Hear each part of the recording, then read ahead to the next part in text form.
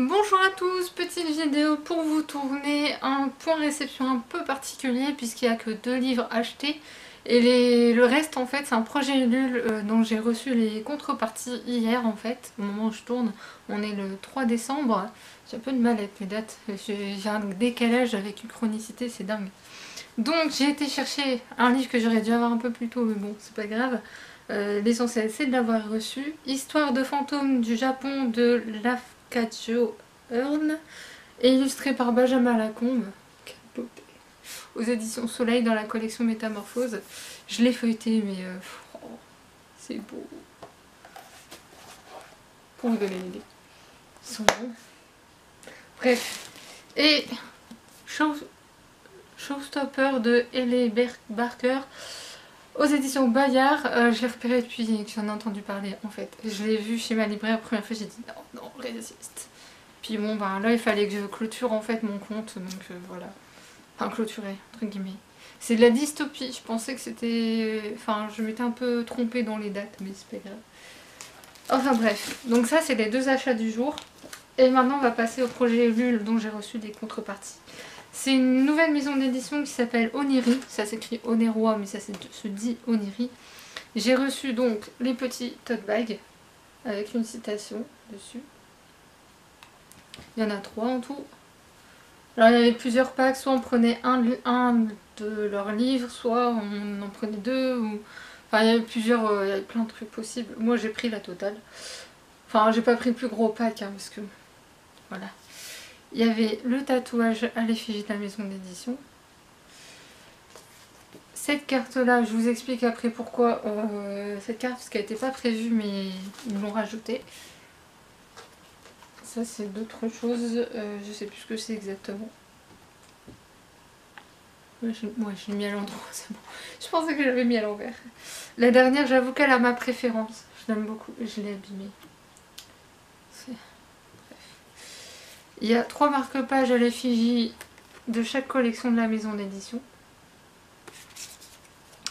Et maintenant on passe au livre parce que c'est quand même le plus intéressant. Donc il y a Écologie et folie technologique de... Enfin c'est une anthologie de nouvelles steampunk, le tome 1. Il y a 4 auteurs qui ont participé. Francis G.R. Brenet, Emmanuel Chastelière qui est assez réputé, Romain Dhuissier également, et Audrey Néoplinette, je ne sais pas comment on dit. Donc voici. Et alors là-dedans, quand j'ai fait feuilleter, en fait, quand j'ai feuilleté, j'ai vu que la dernière se passait en Chine. Autant vous dire que, bon, voilà quoi, quand on me connaît. Et c'est la première fois que je vois ça dans une maison d'édition, dans un livre d'une maison d'édition où j'ai pas fait attention. Je vais regarder sur l'autre d'ailleurs. Et il y a un avertissement disant que toute reproduction est interdite, mais quel que soit le pays. Et enfin, je vais vous lire ça juste après, mais je vais vérifier si c'est pas marqué dans d'autres livres. Parce que j'ai jamais... Ou alors j'ai jamais fait attention, hein, mais... Ah si, c'est marqué, mais c'est pas mis de la même façon, en fait. C'est surprenant. Je vais vous montrer ça, alors je vais faire attention parce que sinon je vais allumer le livre, mais... C'est la première fois que je vois ça écrit comme ça dans un livre. On peut pas le louper, quoi. C'est du 100% breton. Je précise parce que bon. Ensuite, de Michel Devernay, Boulevard des Pas Perdus. Par contre, je dis pas les collections, je devrais peut-être dire. Le premier, c'est la collection Vapeur et Mécanique. Là, c'est la collection Voyage onirique. Alors, le premier, c'est tout ce qui est steampunk. Ici, apparemment, de ce que j'ai vu décrit, ce serait un croisement Harry Potter-Stephen King. Les personnages d'Harry Potter dans une histoire à la Stephen King. C'est là où on se dit pourquoi j'ai acheté ça. J'en sais rien. Non, je pense sincèrement que ça devrait me plaire. Ça a l'air atypique. J'aime bien les choses atypiques. Et je trouve que la typologie... ça me rappelle les romans un peu à l'ancienne. Les vieux romans. J'aime bien ce genre de truc. Et le dernier livre, je vais pas le recouvrir parce que franchement déjà, je sais pas comment recouvrir ça. Et deuxièmement, j'adore toucher la couverture. Ça s'appelle Le 7e continent de Norman Django. Et c'est dans la collection Enquête fantastique. C'est dans un futur proche, là, pour le coup. Que l'autre précédemment, ça se passe au 19e siècle. Enfin bref. Et en fait, la couverture, elle est toute en relief.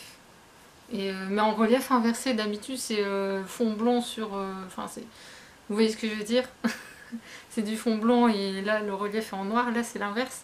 Et je le trouve très très doux en fait. Et même l'arrière est aussi en relief, même le résumé en relief, hein, le code barre, tout est en relief. Alors celui-là il est à 25 €, celui-là à 19, ouais. Et le dernier est à 9,90 €. Pour ceux que ça intéresse, de toute façon je mets le lien en barre d'infos. C'est une toute nouvelle maison d'édition, ça fait un moment que j'en ai entendu parler. Si j'ai accepté de financer le projet, parce que quand je connais pas, généralement je ne participe pas. Là j'ai accepté de le faire parce que elle a expliqué comment elle a mis en place sa maison d'édition, comment elle a créé, qui l'a aidé à le faire aussi. Il y a une véritable transparence. Et justement par rapport à ce livre là, c'est pour ça que ça a eu un petit peu de retard. C'est qu'à la base ça devait être cette couverture là. Et qu'en fait à l'impression c'était pas possible. Du coup elle a changé la couverture, c'est pour ça que ça a pris du retard. Mais on a été vraiment très bien informés et le colis était vachement bien emballé. En fait dans chaque tote bag il y avait un livre différent en fonction de la collection, etc. Enfin, c'était super bien emballé. Mon chaton, enfin le chaton de mes parents s'est éclaté dans le carton aussi. J'aurais dû filmer ça, hein, parce qu'à un moment j'étais coincée avec le carton sur mes genoux, le chaton qui était dedans, puis la mère a rejoint le carton. Heureusement les livres étaient plus dedans. Voilà. Sinon j'arrête là la vidéo, je vais recevoir de toute façon d'autres projets nuls. Il y en a un qui est parti, je l'attends, et il y en a un deuxième qui je dois recevoir la deuxième partie. Donc les autres c'est pas avant en 2020. Donc voilà. Donc sur ce je vous laisse, je vous dis à très bientôt, j'espère que cette vidéo vous aura plu, n'hésitez pas à me dire si ça vous intéresse et je vous dis à très bientôt, salut!